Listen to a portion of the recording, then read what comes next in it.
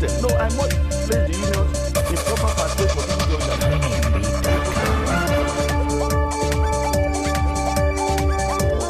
Hello and welcome to the program. Now, the biggest issue in Nigeria today is the removal of petrol subsidy. On Wednesday, May 11th, the Nigerian government announced the removal of subsidy on petrol, basically liberalizing the downstream sector of the petroleum industry. Now, with government revenue badly depleted as a result of the fall in the price of crude oil, and the government simply said it could no longer subsidize petrol. Nigeria relies on proceeds from the sale of crude for about 90% of its revenue. It has seen that revenue eroded by almost 60% as a result of the drop in global oil prices. Crude oil sales account for Nigeria's foreign exchange earnings, which come in dollars. Now, with the drop in the price of oil, that dollar earning has drastically gone down, severely affecting the government's foreign reserve and mounting pressure, of course, on the nation's currency, the naira, as well.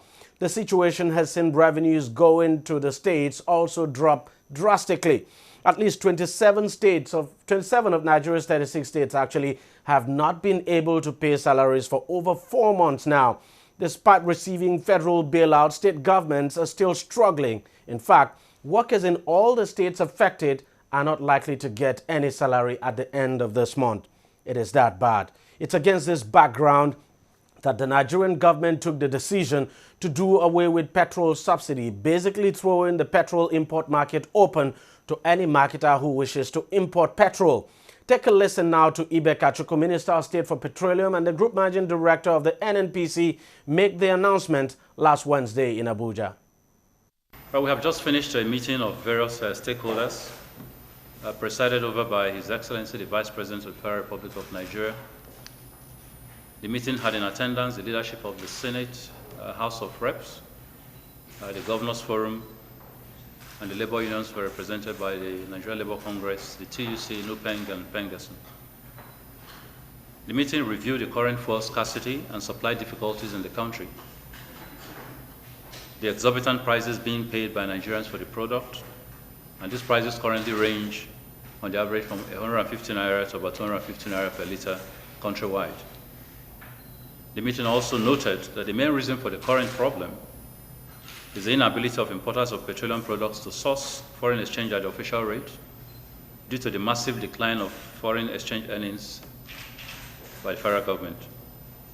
As a result, private marketers have been unable to meet the approximate 50% portion of total national supply of PMS. Following a detailed presentation by the Honorable Minister of State for Petroleum Resources myself, it has now become obvious that the only option and course of action now open to the government is to take the following decisions. One, in order to increase and stabilize the supply of the product, any Nigerian entity is now free to import the product subject to existing quality specifications and other guidelines which will be issued by regulatory agencies. Two, all oil marketers will be allowed to import PMS on the basis of forex procured from secondary sources, and accordingly, PPRA templates will reflect this in the pricing of the product. Pursuant to this, PPRA has informed me that it will be announcing a new price band effective today, and that the new price for PMS will not be above 145 naira per litre.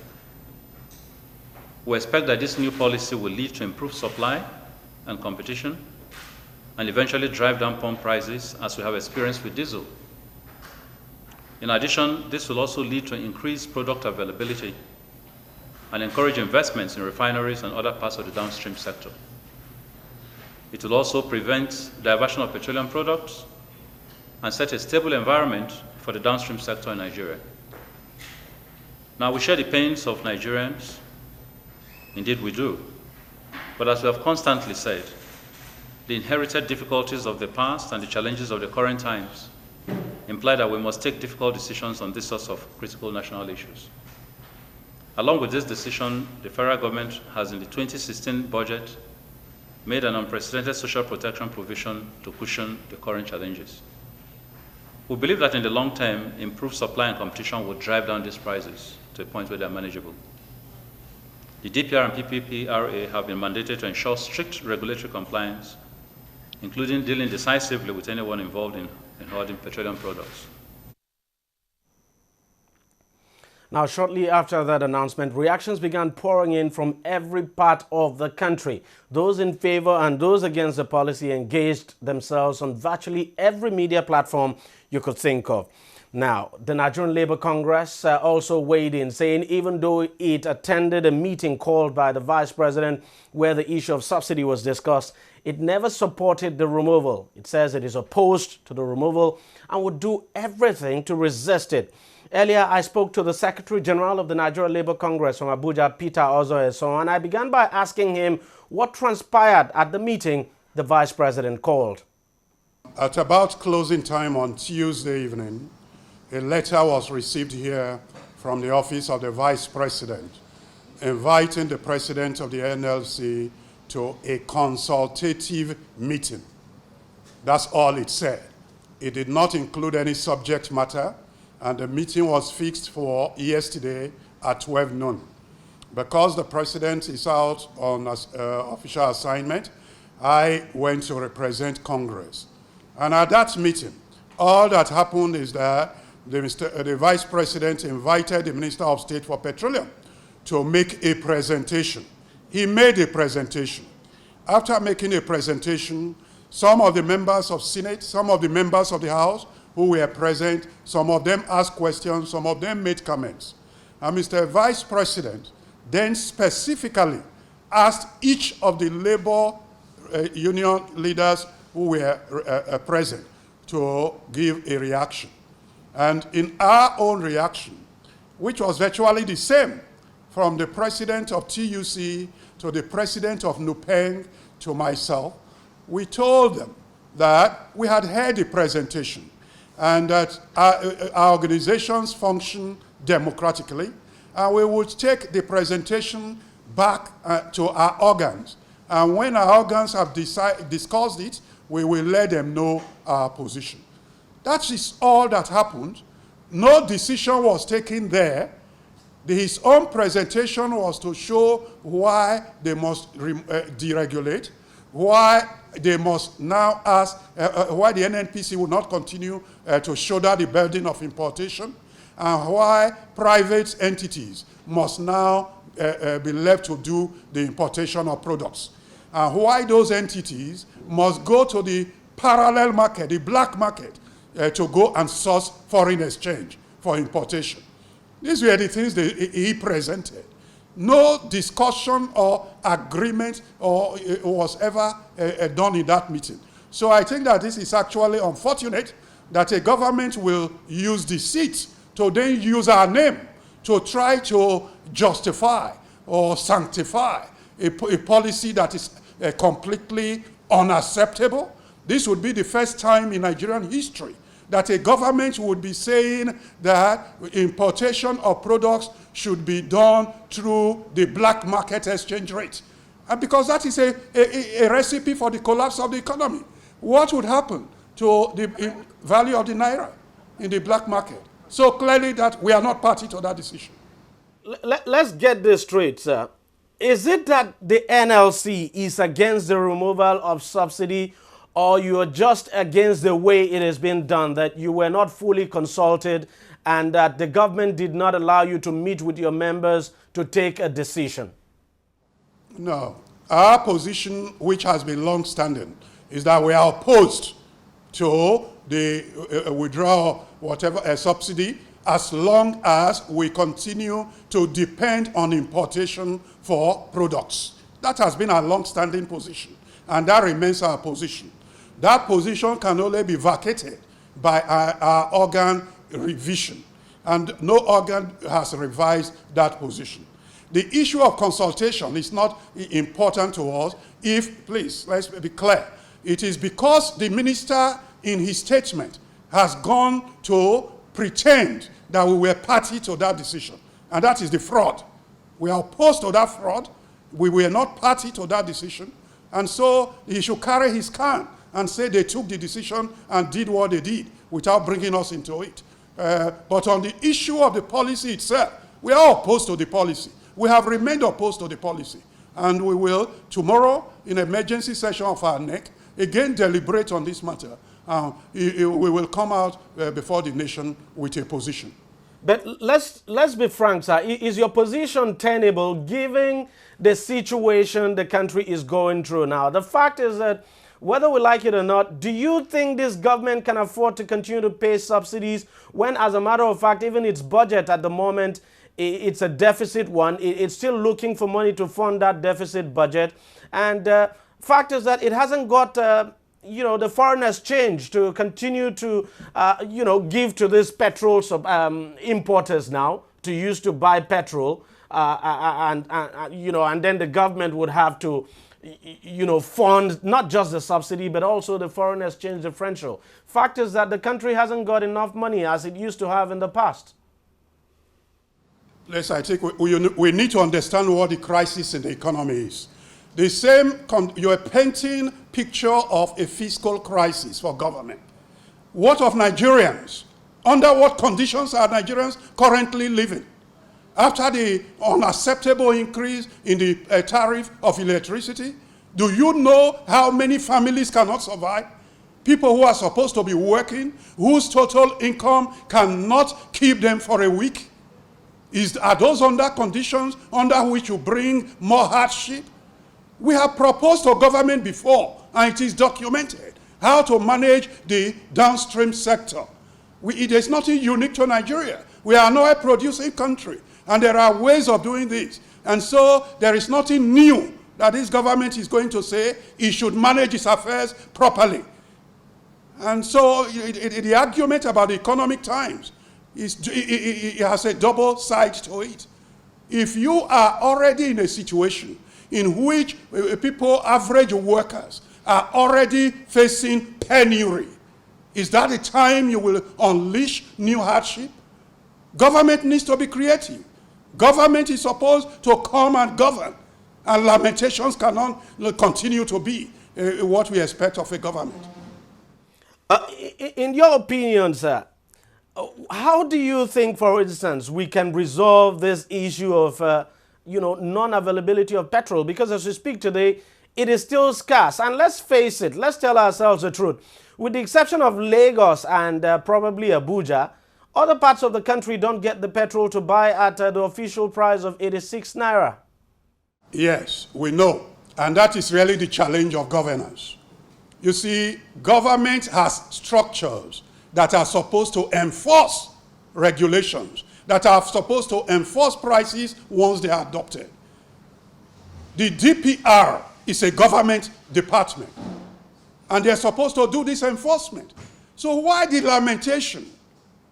Why is government not able to govern and use the structures that are already in place to enforce the price that is supposed to take place? Is it okay to shift the burden to Nigerians and workers generally, and then unleash the exploitative instincts of the cabals in the oil industry to then exploit Nigerians? These matters, it can be debated. And so when you are saying, let's tell ourselves the truth, what truth? These are the truths of the moment. And we need to embrace all of them and put them on the table and discuss them. I have to ask you one final question, sir.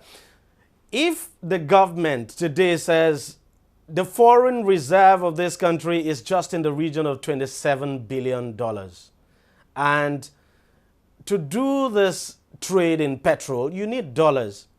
And if the NLC is asking the government to provide dollars to petroleum importers, where exactly is the government going to get that dollars from? Because we might be looking at a situation where if the government decides to go that way, then the foreign reserve will be completely depleted. Again, I think economic logic, let's not stand economic logic on its head. When we say government bring dollars, it is not that it gives it out free. Dollars or foreign exchange is generated in the process of global trade. If we run balance of payment surpluses, we build up the dollar reserves. And agents, for economic agents, then approach and get this from the central bank, in exchange for the naira. That's the way economies are run. You cannot pretend that you say, as a government, we will not devalue, and yet you are turning economic activities into the black market. That is not how to run economies. So we will see. I'm not a prophet, but you as journalists should also monitor what will happen to the value of the naira in that parallel market once you unleash the demand for importation of petroleum products on that market, and what ripple effects that will have for the whole economy and the collapse that will take place in this economy. These are logics, and it doesn't require too much to understand them. I certainly agree with you. There's no question at all that if you're asking independent marketers to go and source foreign exchange from the parallel market, that could trigger, a higher demand. And when you have a higher demand, of course, the price will go up. But the situation today is that, isn't it a difficult situation for the government, considering the fact that it is not earning as much as it used to earn from the sale of oil? And that is the challenge of governance. And that is why it needs to evolve policies quickly to restructure the economy, to restructure its external trade, so that it's not waiting for just money from oil, and to manage its affairs. Mr. President is already doing very well in terms of fighting corruption. Those are supposed to plug leakages, and therefore to be able to then have more resources that it can apply in diversifying the economy, and therefore in being able to then generate an economic order that will not put the burden on Nigerians completely and continue, as if nothing has happened. Because, you see, if you do not have income earners capacity to earn a living, that cannot be an economy. And that will have ripple effects in terms of aggregate demand deceleration, and that would lead to lower demands for manufactured goods and other goods. And that has the implication of deepening the economic crisis. So we need to take the totality, what we call a general equilibrium view of these issues, in order to then know what implications would affect the economy in other ways, and that could then endanger the survival of the economy. This is what is needed, and government needs to put up a thinking cap. If it's unable to, it needs to assemble teams that will do the thinking for it. I have to ask you a final question, sir, before I let you go. Are you not concerned that, look, if something is not done about this subsidy, if we do not remove it, it will be difficult for investors to come in to participate in the downstream sector? I mean, earlier you made mention of the fact that maybe, that what the government should actually do is tarry a while and let's see if we can begin to refine enough, domestically. But the fact is that if you do not deal with this subsidy issue now, it will be difficult to attract investors to come into that sector and, set up refineries in this country and refine in this country, because they just would not like a situation where they refine and then the government fixes the price for them. No, sorry. You're again merely repeating an old argument that we have debunked. We have responded to this before, and it hasn't changed. It is not true that subsidy, without removing subsidy, that you cannot find investors coming into the downstream sector. As a matter of fact, the empirical situation has already proven that that is not true.